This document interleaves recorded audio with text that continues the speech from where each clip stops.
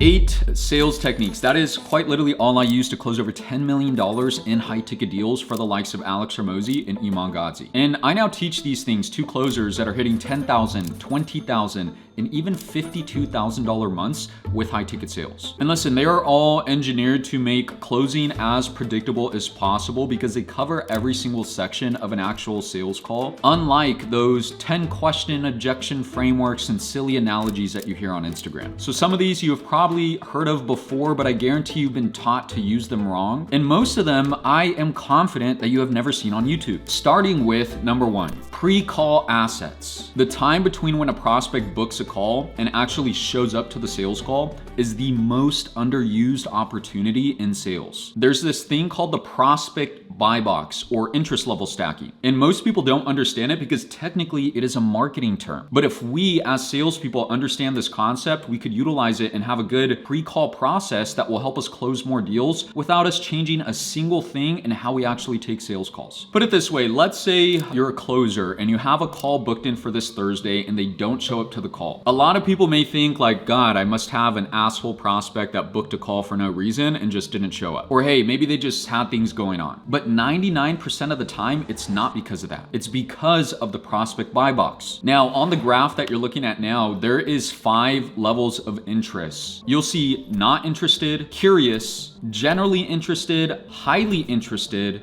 and then convicted. Now, deals always close with prospects who are between the highly interested and convicted level of the prospect buy box. But the problem is most leads that book a call with you as a closer, they are not highly interested or convicted. Most of them tend to be right here at the curious or generally interested level. Now, the whole concept of this is, each day that passes by without a prospect consuming more content on your offer that's going to sell them into the program or XYZ product. And the whole concept of this is just, how could we educate prospects before the sales call and raise their interest level? That way, when they come in to speak with you, they're not treating it as an education-based sales call. And instead they're saying like, hey, I understand everything already. Like, I really want to do this, but I just want to see if you're the right team that could help me. I remember, I've taken so many sales calls, and the worst calls to take is when somebody treated the call as a form of education. Meaning when they joined the call, they pretty much said like, hey, I kind of forgot what I booked this call for.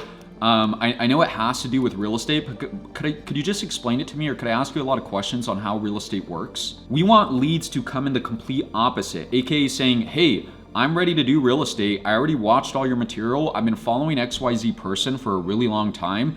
I just want to see if you're the right team to help me or if I should do this on my own. AKA, we want buying leads, not window shopping leads. So if we could send the right pre-call assets and have a good pre-call process to get your prospect to consume the right information, all it's going to do is stack their interest level, improve your show rate, and improve your close rate. Again, every day that passes when a prospect has a call booked with you without seeing information relevant to your offer, their interest level drops. Generally interested leads become curious, and curious interest leads become not interested. Your job is to get in front of them before the call and stack their interest level. Now, you may be saying like, hey, Alex, my team has marketing material that they send to the lead before the call, a bunch of emails, they have a pre-call video, and so forth.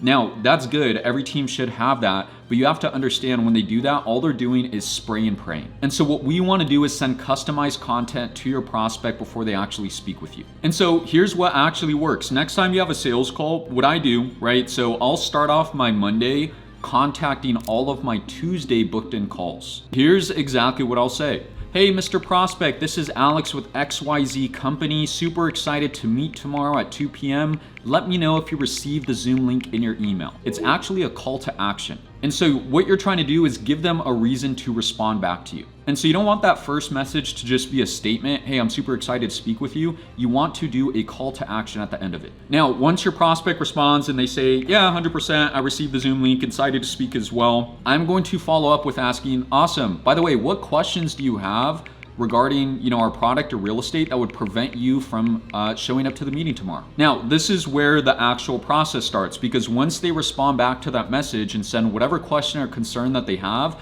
I'm gonna send them a piece of content or material relevant to that question and ask them to consume that information before we actually speak on our call tomorrow. Now, you may have heard this before. I forgot who said it, but in order for someone to know, like, and trust you and buy whatever offer you have, they need to have consumed at least 8 hours of material before they actually buy. And so you could imagine why leads that booked a call through an advertisement are so much harder to close compared to an organic lead. Because hey, maybe they saw the advertisement tomorrow, they were curious, it looked interesting, they booked the call, but if you don't have a proper pre-call process to get them to consume as much stuff as possible, it's gonna be a way harder sell, and that's gonna be an extremely cold lead. And so again, when I send that message and ask, hey, what's the biggest thing that's gonna stop you from showing up tomorrow? What questions do you have?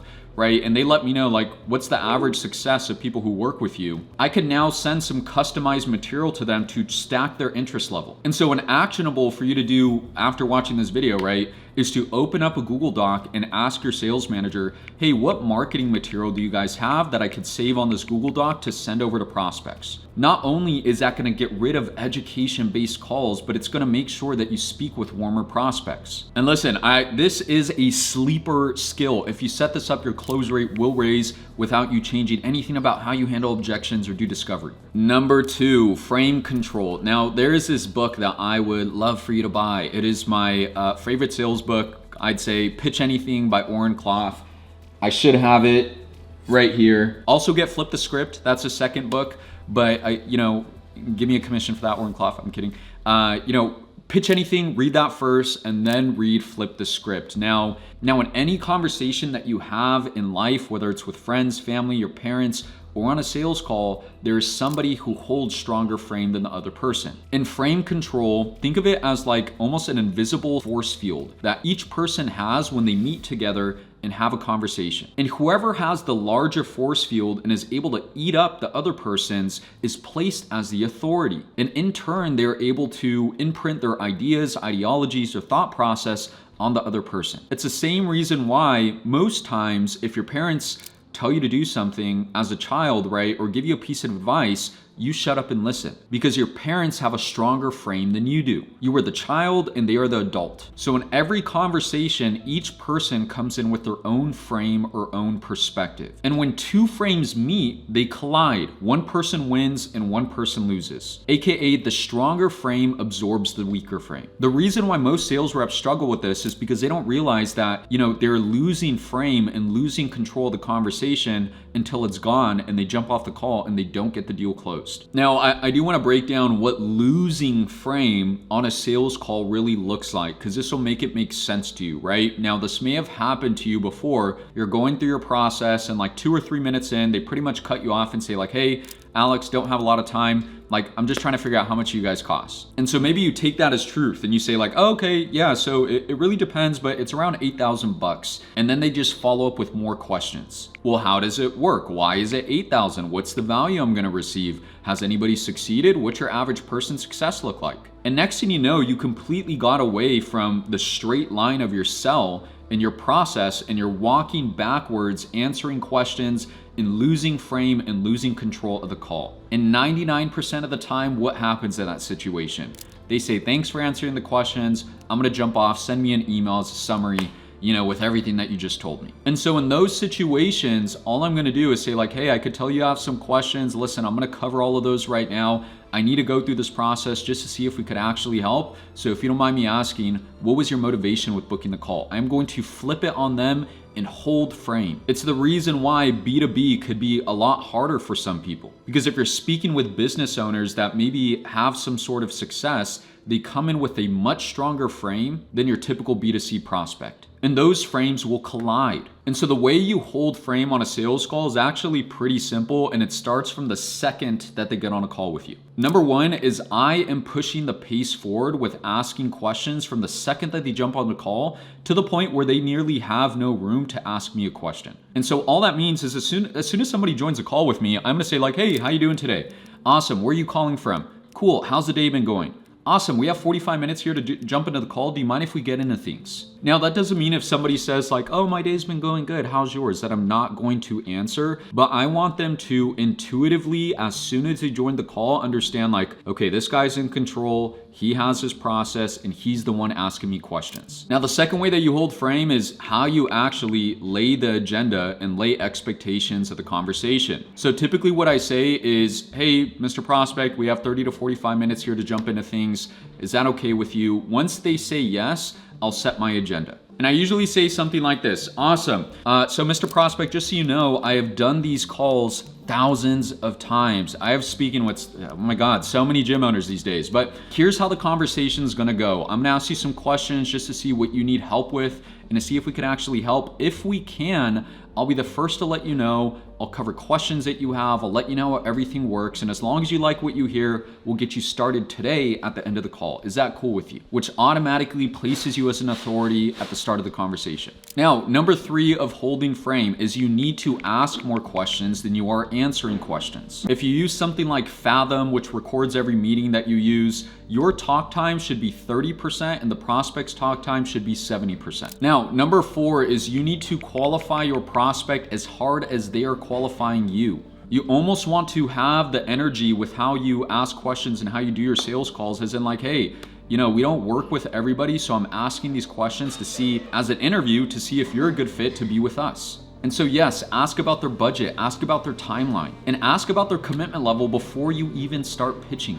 And finally, number 5 is staying calm when pushback comes, because you should expect that with most of your calls. You do not want to rush to fill silence if somebody's thinking on what you're saying. You do not want to justify your price, and you do not want to flinch. Now, once you got your frame set up and your prospect is finally opening up to you, this is the one technique that I have implemented that has helped me a ton with my close rate. All right, now the roller coaster framework. Now, most people, including Hormozi, taught us to sell the complete opposite way. And so I'm gonna draw this out for you. What most sales reps or most trainers will tell you to do is like, hey, start your call with your introduction, talk about their current state situations, their current state problems, dive into the pain early, and then they want you to end the conversation with their future state goals and then go ahead and pitch your product as the solution to their problems. And from what I've seen, this actually worked against me most times, especially when I was selling to high-level people that actually had some type of money and success. And so the change that I made was flipping it. It's called the roller coaster analogy, right? So you want to start your conversation at an intro. Hey, what was motivation for booking the call, and what was the biggest problem that you're trying to solve with XYZ thing? Now, once you do that, I always say the same thing, right? Awesome, we'll touch on that right now, but I like to begin with the end in mind. Let's talk about your future state goals first, right? And then I'll start diving into their big vision and getting that heightened sense of emotion and excitement out at the start of the conversation. From there, what I'm doing is bringing them back down to their current state struggles and saying like, hey, you remember how you told me the biggest problem you're trying to solve is XYZ thing? Let's dive deep into that first before I pitch you. That way I could build a clear gap. And instead of ending the conversation with them at a heightened sense of emotion, I am ending the conversation with them at their current state struggles, talking about how this problem is affecting them and their business and how their business is failing and so forth. And then I am wrapping the conversation up and pitching my product as our solution. And so for you watching this, really all you need to do is look at your sales script or framework and copy and paste those current state struggle questions and take it to the very end of the conversation. Now, not understanding this framework is, literally one of the 3 biggest mistakes that's probably holding you back from earning 20K a month. I have a video in the link. You should see it. It's actually like a 5-hour training that I put together that covers everything that you need to know to earn $20,000 per month with remote sales. Now, back to the story, I'll tell you this. I remember when I was selling for Thach Nguyen, Asian real estate gentleman, our average prospect was somebody making like $150K a year, sometimes a lot more. And the reason why I started this roller coaster framework was because of the prospects I was speaking to on his offer. It was very hard for me to build a gap with somebody making $250,000, $300,000 a year. And what I realized is like I'm ending the conversation with him at a heightened sense of emotion with this framework that I have, when in reality, the best thing for me to do is just take that to the beginning and then talk about all their current state problems at the end of the call. You know, my close rate when I first started there was sitting at like 28%. And then when I made that flip, it shot up to about 40% that I was closing on average. Now, the fourth thing to cover is identity-based selling. Every belief there is an identity. And the best way to think about this is like a pyramid, right? A belief pyramid. So if you're looking at a pyramid, at the very bottom would be identity beliefs, meaning someone who says like, I'm not someone who invests in myself, or I don't think I could do this. Now, directly above that is capability beliefs, meaning somebody who says, you know, I don't actually think I could succeed with this thing. From there, we have possibility beliefs. Now, this is a sleeper because a lot of people don't understand this, that your job as a salesperson isn't to listen to what a prospect says, it's to understand what they mean behind what they say. And this held me back for a long time because on sales calls, originally I would try and handle every objection that somebody gave me right away without understanding that's not the actual objection. There's something behind that. There's something that they mean that I'm not understanding here. So if somebody says, Alex, I need to think about it, I'm going to sidestep it and say, hey, that's totally fine. Thinking about it is totally normal. But what I do want to ask is, you told me your goal is to get 4 properties with real estate over the next 2 years here. Do you feel like everything I broke down to you today will help you get there or no? Once they give me, you know, yeah, Alex, I do. I really like everything that I hear. I feel like it'll help a lot. I'll get my 4 properties and so forth. I'm going to ask, cool, why? What makes you feel that way? And the reason why I do that is I want them to sell themselves a little bit and explain as to why this is exactly what they need. Now, after I get my explanation, I am going to re-bring up the objection and say, cool, so when you say you need to think about it, let me know what's actually coming up for you here just to see if I could help. And that is when you're going to get the real objection. Now, I have an entire video that covers how to handle objections, so I'm not going to dive super deep into it, but pretty much when you get the actual meaning, what they meant behind I need to think about it, what you need to do is affirm it, attack it, and then reframe the actual objection and go back for the close. I'll link that video in the description too, so you have it. Now, the fifth thing that I'll cover, it's not really a technique, but it's a certain way that you should approach your sales calls moving forward, and it's called the trusted advisor identity. And the reason why this is important is because 60 to 70% of the deals that you close, it's not really about what you say, it's about who you are on your sales calls. Do you present yourself as a leader, as an authority? Do you know what you're talking about? And are you somebody that they could trust? Now, the 4 things that define the trusted advisor identity is actually pretty simple. Number 1 is complete conviction, not performed enthusiasm,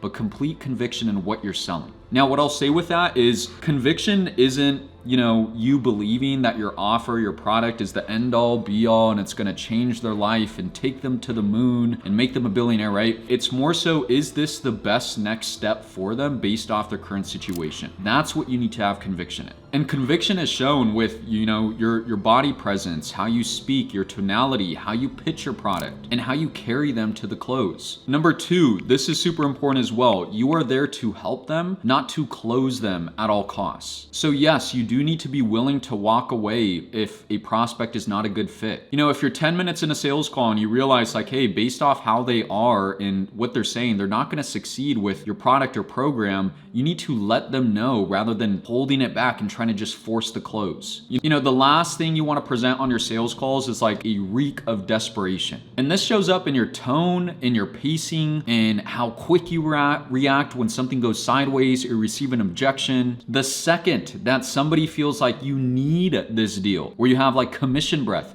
you lose the deal. Now, the 6th thing that I'll go over is closing questions. Closing questions will quite literally be your best friend. And all that is asking questions that is directly related to you closing them today. And so the type of closing questions that I typically ask, I usually ask about 4 of them on a sales call. Number 1 is commitment. Whether you work with our team or not, would you be committed to actually take this step forward with real estate? That way you could experience XYZ result. And once they say, yes, Alex, that's why I'm here. I'm definitely committed to this path. I'm just trying to see if you guys could help. I'll follow up with, cool. Well, we definitely can help. You know, I feel like we have everything that you need to get your first couple properties this next year. As long as this is what you're looking for, would you be ready to move forward today? Now, the third closing question that I typically ask is the yes, no, or maybe frame. So directly before I pitch, I'll tell a prospect, hey, really quick, before I dive into everything, I know at the end of the call, there's typically 3 things you could say. Either Alex, hell yes, let's do this. No, which I want you to know I'm 100% okay with no here, right? We're both adults. The one I want to avoid is the in-between answers, like the let me talk to my dog about it, let me speak with my neighbor, right? Just because we both know that's a nice way of saying no. So is it okay to keep it between a yes or a no? And finally, the last question that I'll ask is an alignment question before I drop price. And what that usually looks like is after I pitch, I'll say, hey, that covers everything. What questions do you have? And after I answer the questions, and before I drop price, I'll say, hey, I'm gonna cover like how this works right now, but this is most important to me. Just based off everything that we touched on today, do you feel like this is what you need to get XYZ result? Yes or no, right? And so what I just did with those 4 questions is I got them to say, before I drop price and before I pitched, yes, I'm committed to do this with or without you guys. Yes, I'd be willing to move forward today if you could help. Yes, I'll give you a yes or no answer. And then yes, this is exactly what I'm looking for to experience my result. And now when I go to drop price and close the deal, it's not coming out of surprise. They expect it coming.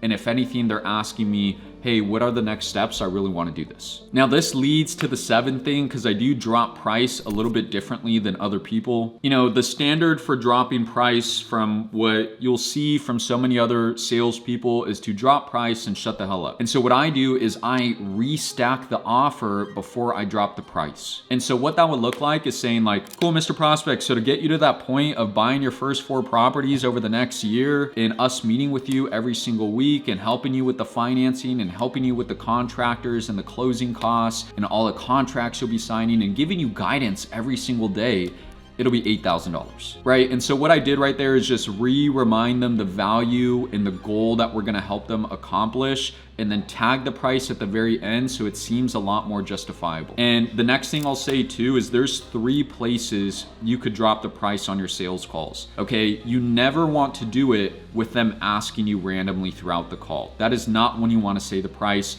You want to do it at one of these 3 places. Now, what most people do is they drop it at the very end of the call. And hey, that works, but I noticed for the more sophisticated buyers that I dealt with, I would use these other 2 options, right? And so what that would look like is after my yes, no, or maybe frame, I'm gonna say, awesome, so just so you know, here's our high level promise. We work with people just like you and help you experience XYZ result. By the way, it is a year-long program within the group here. It is $10,000 and here's what's included. And then I'll go into my pitch, right? Now that's very similar to offer stacking because you're not really whipping the price and making it sting. You're dropping it at the very top and then burying it through your pitch with all the value that you guys are providing for that price point. Now the third and final option, and I don't do this all the time, but if I'm dealing with somebody, you know, very high ticket offer, right? Dealing with guys that are making a lot of money or girls that are making a lot of money as well, sometimes I will drop price at the very, very start of the call. They go on sales calls all the time for their business or to buy certain products or marketing products for their company. And your goal is to be different than every other salesperson that they speak with. It's almost like a pattern interrupt. And so for example, I remember I was managing the sales team for Devin Jatho for some point, and I was selling a $12,000 offer to